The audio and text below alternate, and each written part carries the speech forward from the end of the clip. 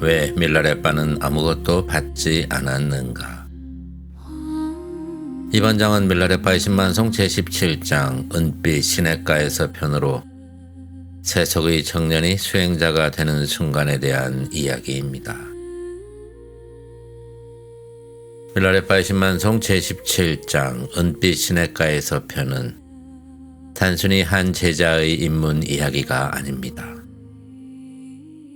이 장은 한 젊은 귀족 청년이 세속적 자아를 벗어버리고 금강승 수행자로 다시 태어나는 과정을 단계적으로 보여주는 티베트 수행 문학의 대표적 구조 가운데 하나라고 볼 수 있습니다.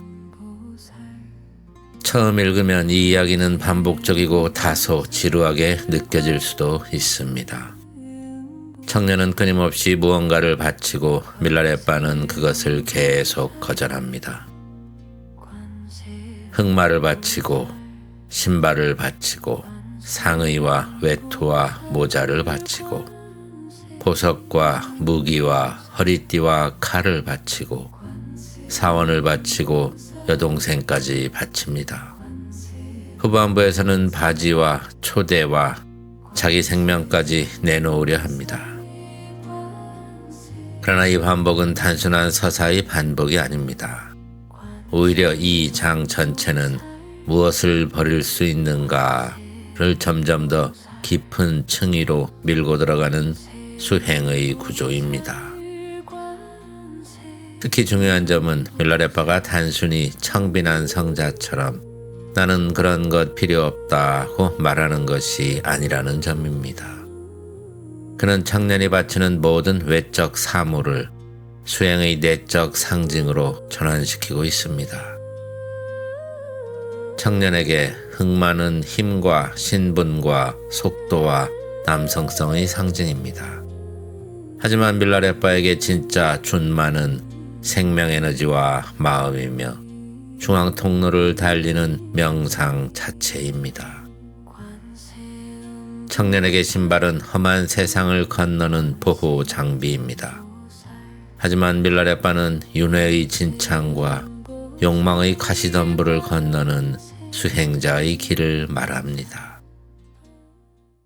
청년에게 외투는 추위를 막는 장비지만 밀라레빠는 내부열과 생명에너지와 공의 체험으로 짠 수행자의 외투를 노래합니다. 청년에게 무기와 검은 생존과 권력의 상징입니다. 그러나 밀라레빠에게 진짜 활은 보리심이며 진짜 화살은 사무량심이고 진짜 적은 외부 사람이 아니라 탐욕과 분노와 무지와 자만입니다. 청년에게 사원은 안정과 안락과 종교적 권위의 중심입니다. 그러나 밀라레빠는 자신의 사원을 불생불멸의 큰 마음이라고 설명합니다.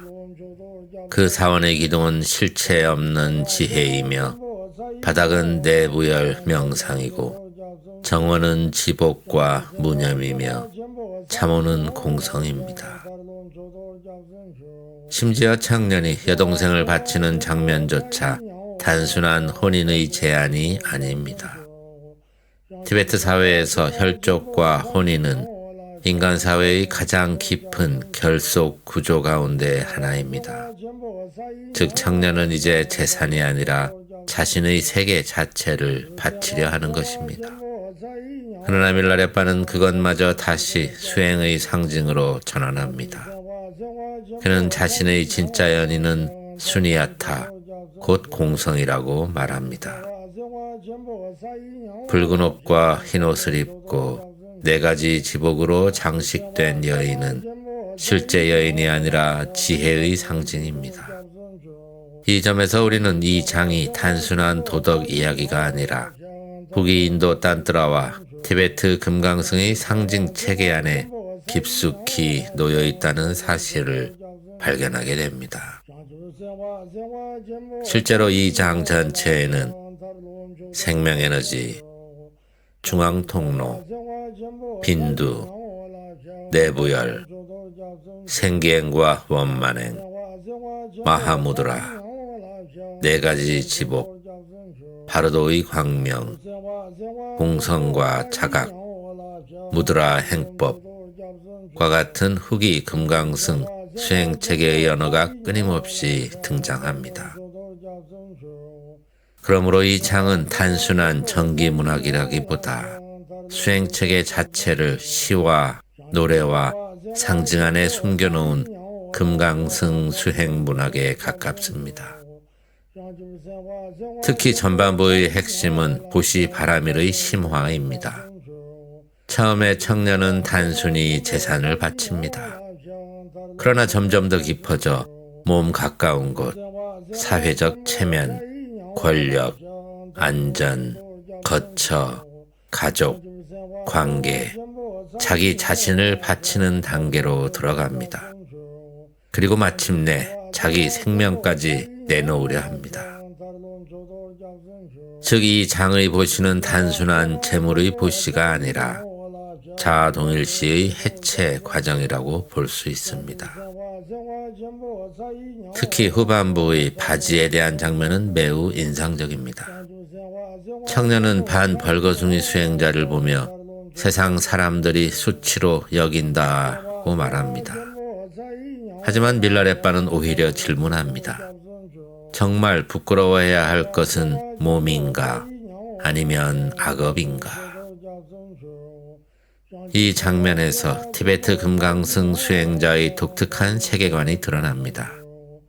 몸 자체는 자연의 일부이며 진짜 수치는 무지와 탐욕과 악행이라는 것입니다. 즉 세속 사회는 육체를 부끄러워하지만 수행자는 마음속 무명을 부끄러워합니다. 그리고 후반부의 절정은 청년의 절망입니다. 그는 결국 이렇게 고백합니다. 저는 법을 받을 그릇이 못 되는 것 같습니다.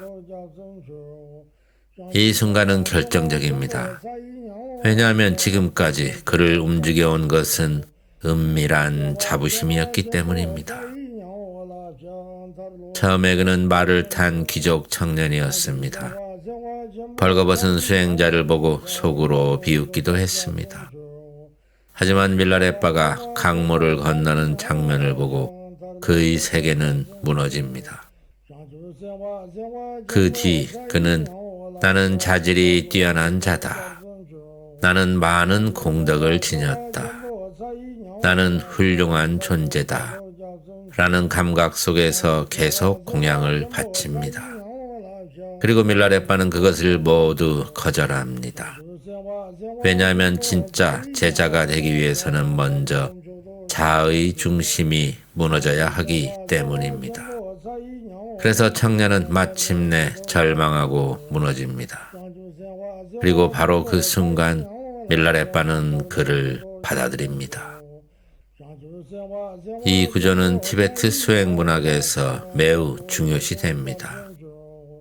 진짜 임무는 재산을 바친 뒤에 오는 것이 아니라 자만심이 무너진 뒤에 시작됩니다. 그 뒤 청년은 다르마왕축이라는 세속 이름을 버리고 시와웨레빠라는 수행자의 이름을 받습니다.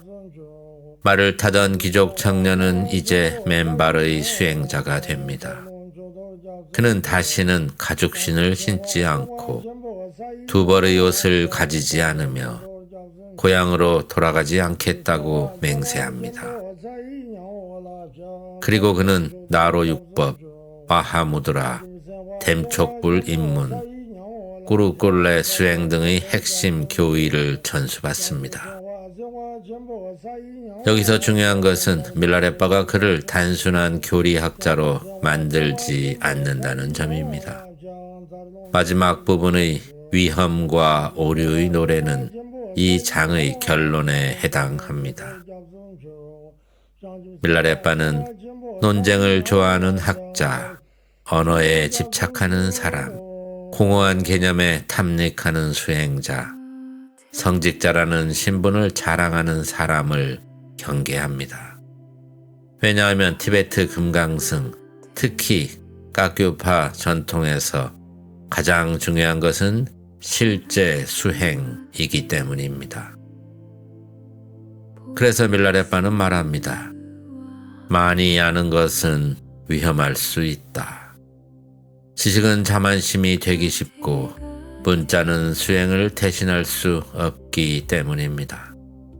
그렇다고 반지성주의는 아닙니다.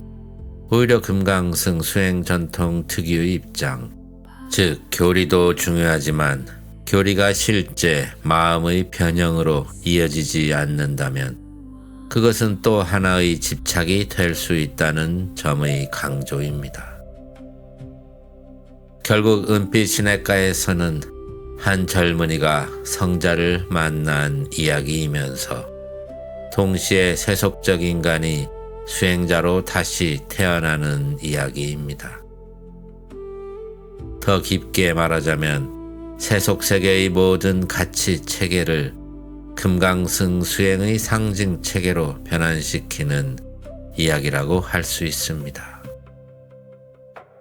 흑마는 생명 에너지로, 외투는 내부열 수행으로, 무기는 보리심으로, 사원은 마음의 만달라로, 여인은 공성의 지혜로, 부끄러움은 참회로, 죽음은 출발점으로 바뀝니다. 그리고 마지막에는 재산을 가진 청년이 사라지고 오직 수행자의 길만 남습니다. 그렇기 때문에 은빛 시냇가에서 펴는 단순한 정기적 일화가 아니라 티베트 금강승 수행 체계 전체를 압축적으로 드러내는 하나의 인문 서사라고 볼 수 있습니다. 다음 편에서는 은빛 시냇가에서 전문 독송 영상을 올리도록 하겠습니다.